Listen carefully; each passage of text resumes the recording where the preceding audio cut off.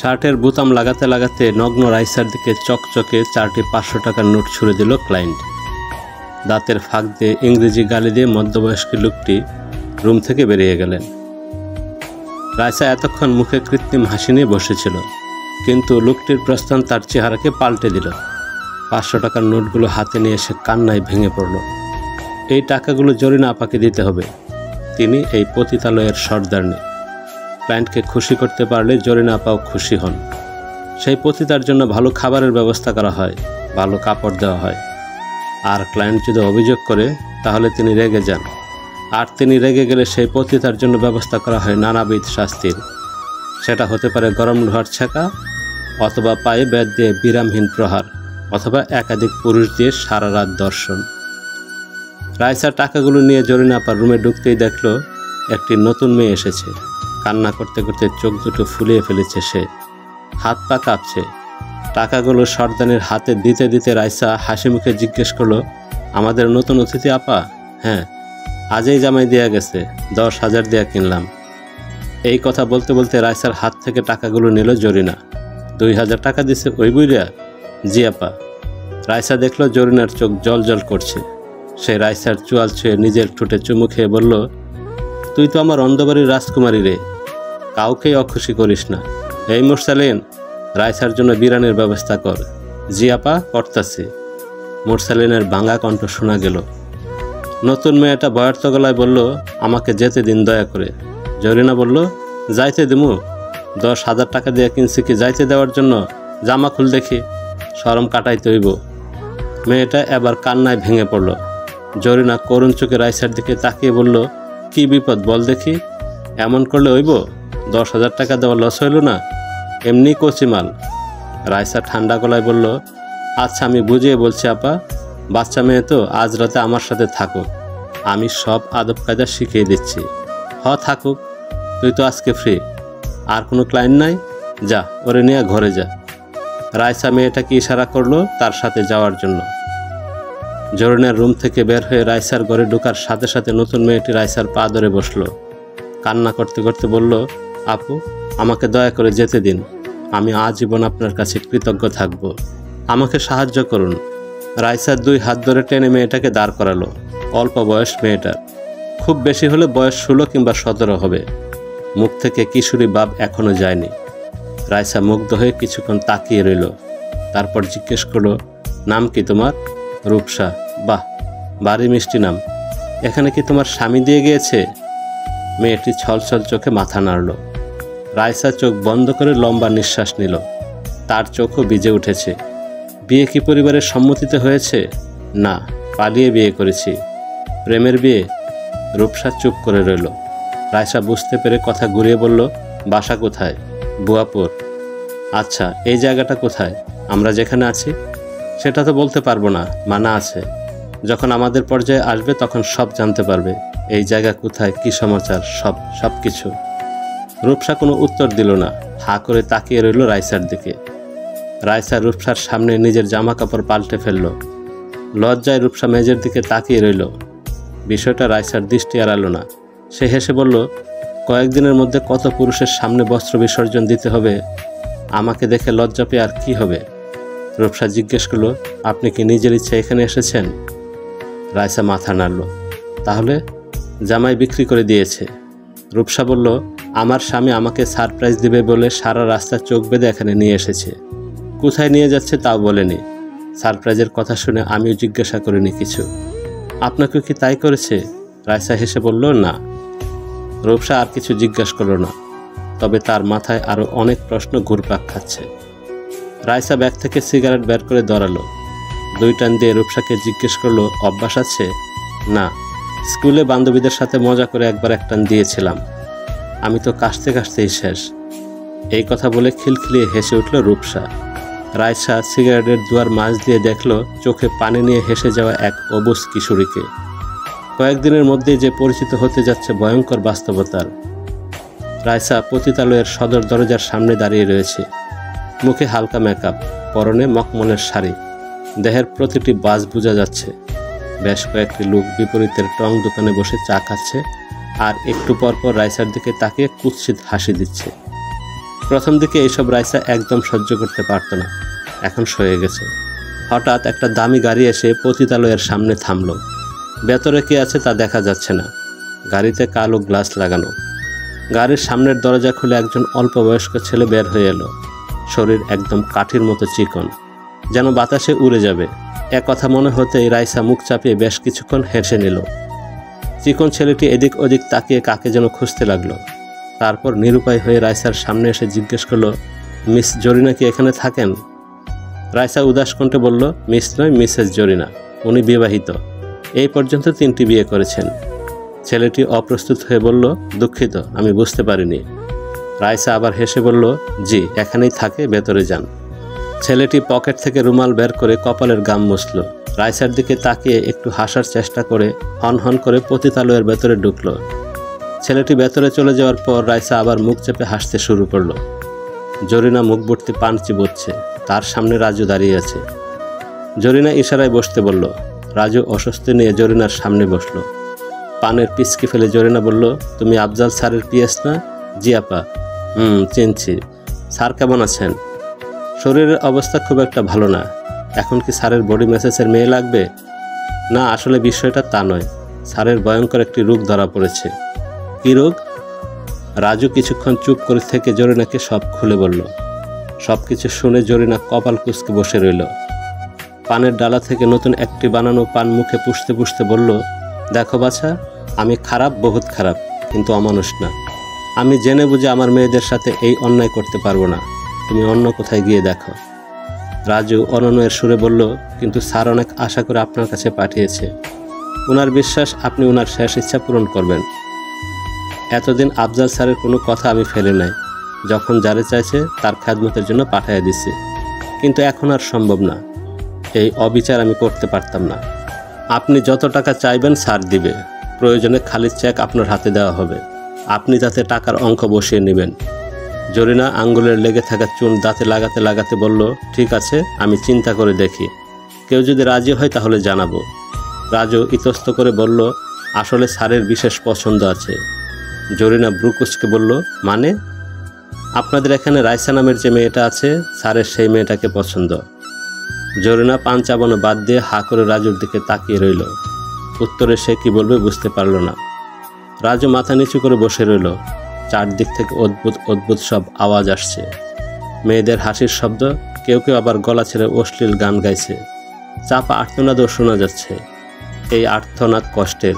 রাজুর মনে হচ্ছে সে আর কিছুক্ষণ এই জায়গায় থাকলে দম বন্ধ হয়ে মারা যাবে। রূপসা রাইসার ঘরে বসে আছে। সারা রাত তার ঘুম হয়নি। ডুকরে ডুকরে কেঁদেছে। রাইসার কোনো কথাতেই তার মনে হয়নি এই জায়গা থেকে ছাড়া পাওয়ার কোনো উপায় আছে। কিছুক্ষণ আগে মুরসালিন এসেছিল। খুবই অশ্লীল ধরনের একটি পোশাক দিয়ে গেছে। এই পোশাক পরে তাকে জরিনার ঘরে যেতে বলা হয়েছে। রূপসা পোশাকটি ছুঁয়েও দেখছে না। সে এক মনে আকাশের দিকে তাকিয়ে আছে। হঠাৎ কারো বাস খাই গলার স্বরে রূপসা চমকে উঠল। পেছনে ফিরে তাকাতেই দেখে জরিনা দাঁড়িয়ে আছে। রূপসা বয়ার্ত চোখে তাকিয়ে রইল। মুরসালিন জামা দিয়ে গেছে কখন? কাপা গলায় রূপসা বলল, আধ ঘন্টা আগে। জামা পরে আমার ঘরে আসার কথা ছিল না? রূপসা চুপ করে রইল। জরিনা এগিয়ে এসে হ্যাঁচকা টান দিয়ে রূপসাকে বসা থেকে দাঁড় করালো। বিছানা থেকে পোশাকটি হাতে নিয়ে রূপসার হাতে দিয়ে বলল, এটা পরে আমার ঘরে আসবি। 10 মিনিট সময় দিলাম, নইলে আমার চেয়ে খারাপ কেউ হবে না। জরিনা রাইসার ঘর থেকে বেরিয়ে গেল। রূপসার চোখ দিয়ে অনবরত পানি পড়ছে। সে জামা পাল্টে আয়নার সামনে গিয়ে দাঁড়ালো। তাকে অন্যরকম লাগছে, একদম অন্যরকম। অন্য সব মেয়েদের মতো লাগছে না। তাকে সেই মেয়েদের মতো লাগছে যারা সমাজে ঘৃণিত, যাদের পেশা সমাজের কলঙ্ক, যাদের আলাদা কোনো নাম নেই, সবাই একটা নামে চিনে, আর সেই নাম অত্যন্ত জনপ্রিয় গালির তালিকায়। রূপসাকে ছোট্ট অশ্লীল পোশাক পরিয়ে একটি রুমে বসিয়ে রাখা হয়েছে। কিছুক্ষণের ব্যবধানে একজন লোক ঢুকলো। বয়স 25 কি 26 হবে। গা দিয়ে মদের গন্ধ বেরোচ্ছে। গায়ের রং শ্যামলা, চোখ দুটি গনগনে লাল। দেখেই বোঝা যাচ্ছে নেশা করে এসেছে। রূপসাকে দেখে লোকটি অকারণে হাসতে লাগলো। রূপসা বয়ে বিছানার একদম কোনায় দেয়ালের সাথে ছিটিয়ে আছে। লোকটি যেন তা দেখে আরো বেশি উৎসুক হয়ে উঠল। দরজা লাগিয়ে দিয়ে কুৎসিত ভঙ্গিতে হাসতে হাসতে রূপসার পাশে এসে বসল। রূপসার চোখ দিয়ে অনবরত পানি পড়ছে। ঠিক মতো শ্বাস নিতে পারছে না। লোকটি প্রথমে রূপসার পায়ে হাত দিল, রূপসা তার পা যতটুকু সম্ভব গুটিয়ে নিল। লোকটি এতে বেশ মজা পেল। এবার সে রূপসার পিঠে হাত রাখার চেষ্টা করল। রূপসা আবার বাধা দিল। লোকটি আবার যেন তার আসল পশুত্ব ফিরে পেল। 2 হাত দিয়ে রূপসার 2 হাত ধরে জবরদস্তি দর্শনের চেষ্টা করতে লাগলো। রূপসা পাগলের মতো ছটফট করছে, নিজেকে ছাড়ানোর চেষ্টা করছে, চিৎকার করতে চাইছে, কিন্তু লোকটি তার মুখ চেপে ধরেছে। দস্তাদস্তির এক পর্যায়ে রূপসা লোকটির হাতে কামড় বসিয়ে দেয়। এতে লোকটি ব্যথায় আর্তনাদ করে ওঠে এবং কিছুটা নিস্তেজ হয়ে পড়ে। রূপসা যেন সেই সময়ের অপেক্ষা করছিল। সে দ্রুতবেগে বিছানা থেকে নেমে দরজা খুলে ঘর থেকে বেরিয়ে প্রাণপণে ছুটতে লাগলো। পতিতালয়ের সদর দরজা রূপসা চিনে না। রাইসার ঘরের এরিয়াটুকু ছাড়া এই পতিতালয়ের কোনো এরিয়া রূপসার কাছে পরিচিত না। সে কোনো দিকে না তাকিয়ে দৌড়াতে লাগলো। পেছনে হইচই শোনা যাচ্ছে। বোঝা যাচ্ছে রূপসাকে ধরার জন্য একদল ছুটে আসছে।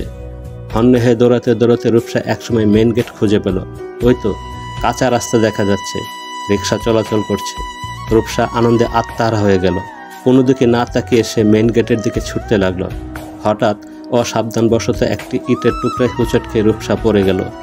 পেছনের শোরগোল ধীরে ধীরে স্পষ্ট হচ্ছে। রূপসা দেখল সে মেন গেট থেকে মাত্র কয়েক ফুট দূরে। সে উঠে দাঁড়ানোর চেষ্টা করলো, কিন্তু পারল না। মনে হয় পা মচকে গেছে। সে মাথা ঘুরিয়ে পেছনে তাকিয়ে দেখল জরিনা তার ছেলে পেলে নিয়ে এদিকেই আসছে। রূপসা চিৎকার করে উঠল, হাতে বর করে সামনে এগিয়ে যাওয়ার চেষ্টা করতে লাগলো। রূপসার কান্নায় আকাশের মেঘগুলো যেন থমকে গেছে। বাতাসের বেগ নেই। নারিকেলে গাছে বসে থাকা পাখি দুটো কিচিরমিচির করে ডাকছে না। মেন গেট আর রূপসার মাঝখানে মাত্র কয়েক ইঞ্চির দূরত্ব। রূপসা কাপা হাত দিয়ে গেট স্পর্শ করার চেষ্টা করছে। ঠিক সেই মুহূর্তে কেউ একজন তাকে পাজাকুলো করে নিল। রূপসা নিজেকে ছাড়ানোর চেষ্টা করল না। সে জানে আর কোনো লাভ নেই। মেন গেটের সাথে তার দূরত্ব ধীরে ধীরে বাড়তে লাগলো। সে ঝাপসা চোখে গেটের দিকে তাকিয়ে আছে। জরিনা অনবরত গালি দিয়ে যাচ্ছে তাকে। মাগি 10,000 টাকা দিয়ে কিনছি এইসব দেখার জন্য?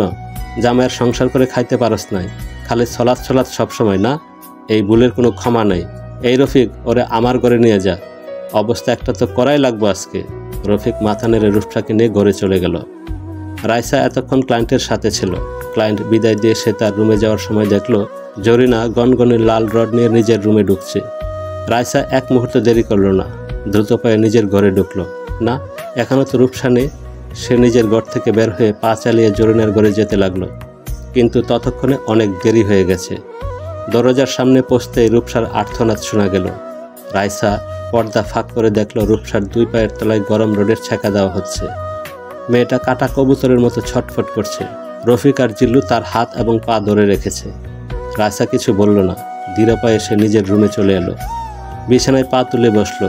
রাইসার পায়েও গরম রোডের ছাকার দাগ আছে, তবে এটা পুরনো, দেখেই বোঝা যায় প্রায় 1 বছর আগের। রূপসার গা জ্বরে পুড়ে যাচ্ছে। সে রীতিমতো পুকাচ্ছে।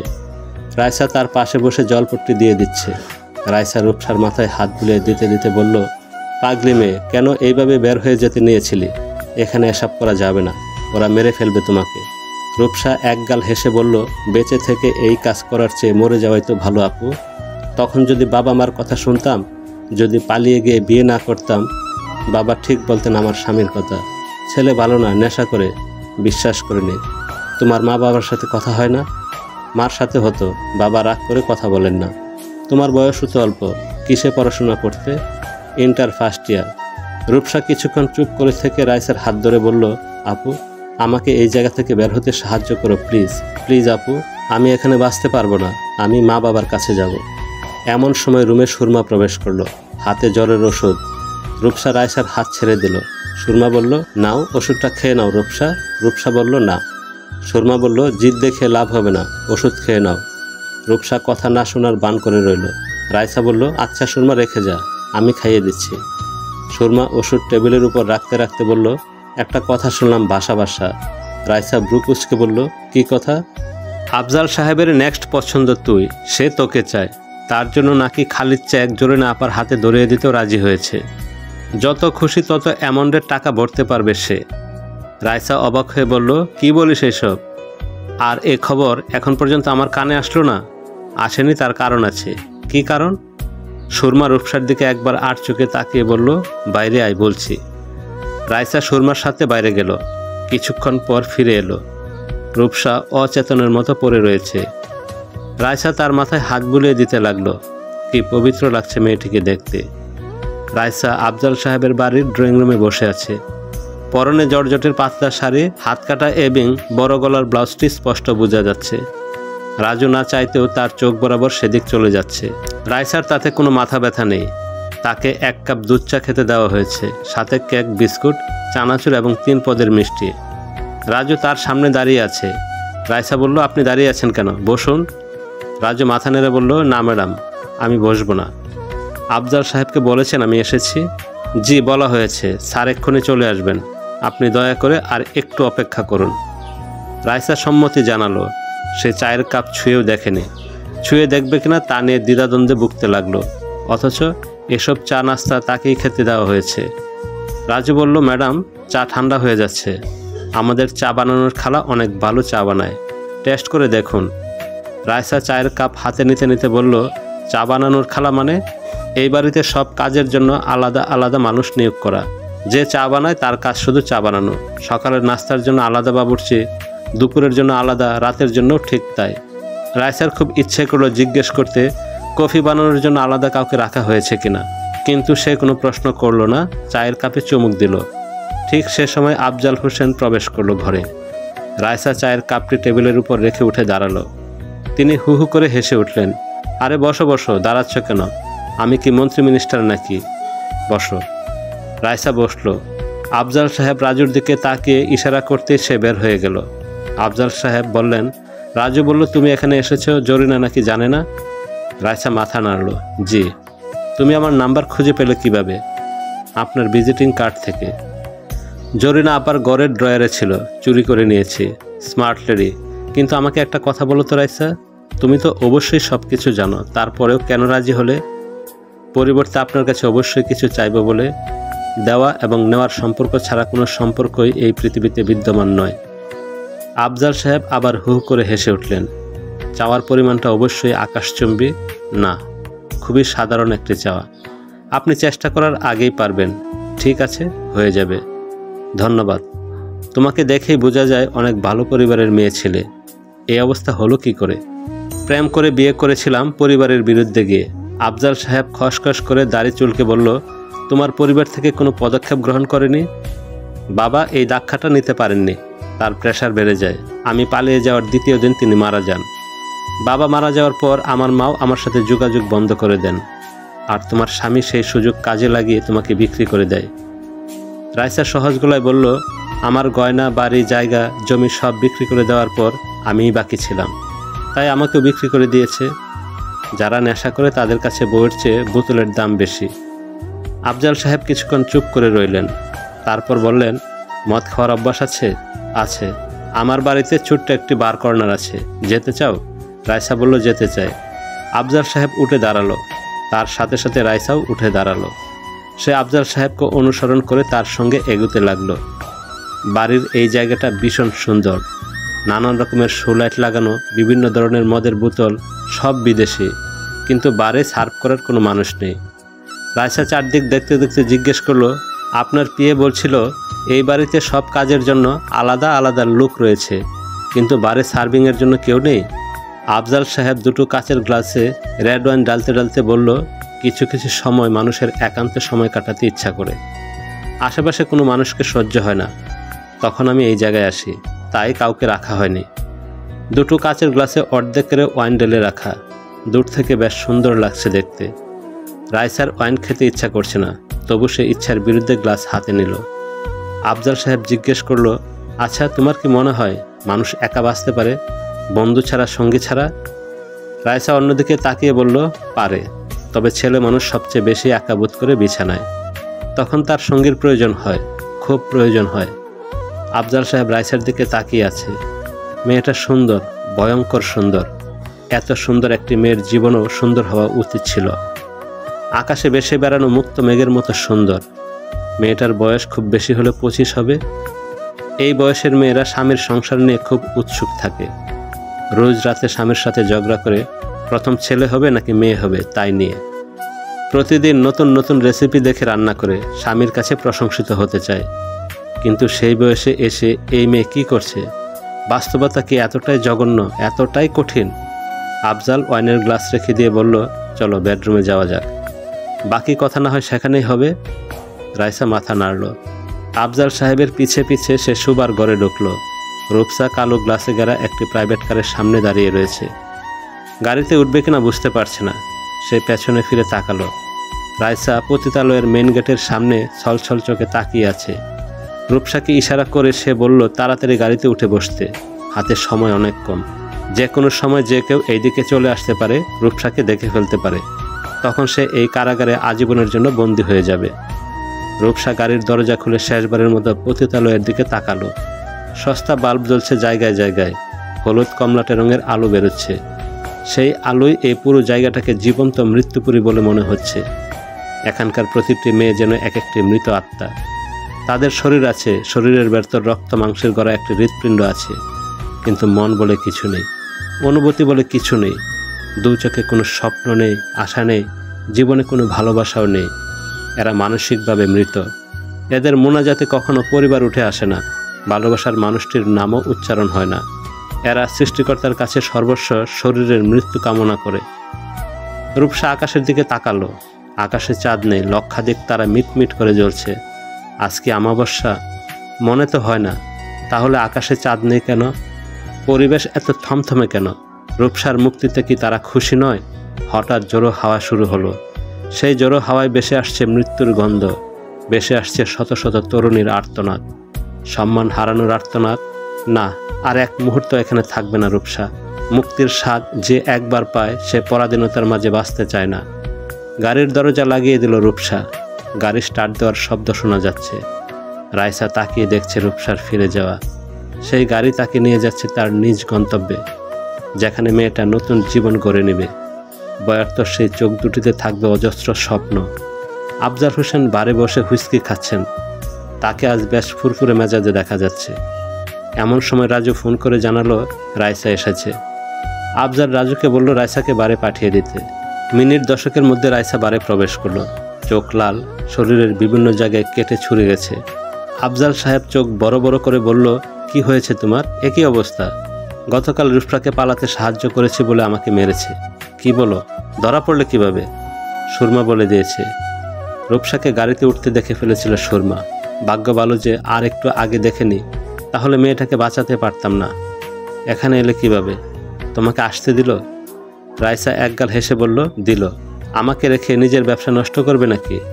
তাই ইচ্ছেমতো মেরে নিজেদের শখ মিটিয়ে ছেড়ে দিয়েছে। তুমি সব বলে দিয়েছো নাকি? আমার বলতে হয়নি, জরিনা আপা নিজেই বুঝতে পেরেছে। আফজাল সাহেব রাইসার কাছে এগিয়ে এসে বলল, তোমার কপাল দিয়ে তো রক্ত বেরোচ্ছে, চলো অ্যান্টিসেপটিক লাগিয়ে দিই। রাইসা কিছু বলল না। আফজাল রাইসাকে নিজের ঘরে নিয়ে গেল। ড্রয়ার খুলে অ্যান্টিসেপটিক বের করে রাইসার ক্ষতগুলো যত্ন করে মুছে দিতে দিতে জিজ্ঞেস করলো, তাহলে এখন কোথায় থাকবে বলে ঠিক করেছ? রাইসা দীর্ঘশ্বাস ফেলে বলল, আমি জানি না। আফজাল সাহেব মুচকি হেসে বলল, জানো রাইসা, মানুষ যখন বুঝতে পারে তার শেষ সময় উপস্থিত হয়েছে, তখন তার নানাবিধ ইচ্ছে জাগে। নেশায় ডুবে থাকতে ইচ্ছে করে। আর পৃথিবীর সবচেয়ে ভয়ঙ্কর নেশা হলো নারীর নেশা। আমি আমার জীবনের অর্ধেকের বেশি সময় নারীর নেশায় ডুবেছিলাম। ডাইভার্সিটি পছন্দ করতাম। এক পর্যায়ে এসে জানতে পারলাম HIV পজিটিভ। তখন আসলে করার কিছুই ছিল না। তবু নেশা কি এত সহজে ছাড়া যায়? একদিন কোনো এক বিশেষ কাজে তোমাদের পতিতালয়ের সামনে দিয়ে যাচ্ছিলাম। দেখলাম এক রূপবতী রূপসী মন মরা হয়ে দাঁড়িয়ে আছে, পরনে সিল্কের শাড়ি, ব্লাউজের পরিবর্তে শুধু আন্ডার গার্মেন্টস। এরপরেও কোনো পুরুষের নিজেকে সঠিক স্থানে ধরে রাখা বড্ড কঠিন হয়ে পড়ে। কি ভুল বলেছি? রাইসা হেসে বলল, না, ভুল বলেননি। আফজাল সাহেব ফার্স্ট এইড কিট ড্রয়ারে রেখে দিলেন। ঘরে এসি চলছে, পুরো ঘর শীতল হিম। রাইসার ঘুম পাচ্ছে। সারা রাত ঘুম হয়নি, তার উপর সারা রাত তার উপর দিয়ে অনেক দখল গেছে। রাইসা কিছু একটা বলতে যাবে, তার আগে আফজাল বললেন, তুমি গতকাল একটা কথা বলেছিলে। রাইসা অবাক হয়ে জিজ্ঞেস করলো, কি কথা? ছেলেরা বিছানায় সঙ্গী ছাড়া থাকতে পারে না। রাইসা চুপ করে ফ্লোরের দিকে তাকিয়ে রইল। আফজাল হোসেন হেসে বলল, আমার হাতে সময় অনেক কম রাইসা, কিন্তু তোমার কিচ্ছু হবে না। আমি এমন কিছু করিনি যাতে আমার জন্য তুমিও এই অভিশাপ শরীরে বয়ে বেড়াও। তুমি বাঁচবে, আরও 100 বছর বাঁচবে। রাইসার চোখ ভিজে উঠল। আফজাল সাহেব বললেন, একজন পুরুষ তার শেষ সময় বিছানার সঙ্গী ছাড়া থাকতে পারে, কিন্তু একসাথে সূর্যাস্ত দেখার জন্য হলেও ভালো কোনো বন্ধুর খুব প্রয়োজন। তুমি আমার সেই বন্ধু হবে রাইসা? রাইসা বলল, হব। আফজাল সাহেব টেবিলের উপর থেকে টিস্যু নিয়ে নিজের চোখ মুছলেন। কতদিন পর তার চোখে পানি এসেছে তিনি নিজেও জানেন না। বাড়ির ছাদে নানাবিধ ফুলের গাছ, ঠান্ডা বাতাস, দূরে একটি গড়ির সুতো ছিঁড়ে বাঁচতে বাঁচতে দিগন্তে মিলিয়ে গেল। পশ্চিমে সূর্য হেলে পড়েছে। আফজাল হোসেন এবং রাইসা পাশাপাশি দাঁড়িয়ে আছে। কয়েকটি পাখি তাদের সামনে দিয়ে উড়ে গেল। আফজাল হোসেন দীর্ঘশ্বাস ফেলে বলল, কি সুন্দর, তাই না? রাইসা মাথা নাড়ল। সূর্যটা অর্ধেক ডুবে গেছে। কিছুক্ষণের মধ্যে অন্ধকার নেমে আসবে চারিপাশে। তবে যেখানে অন্ধকার হয় সেখানে নতুন প্রভাত দেখা মিলে।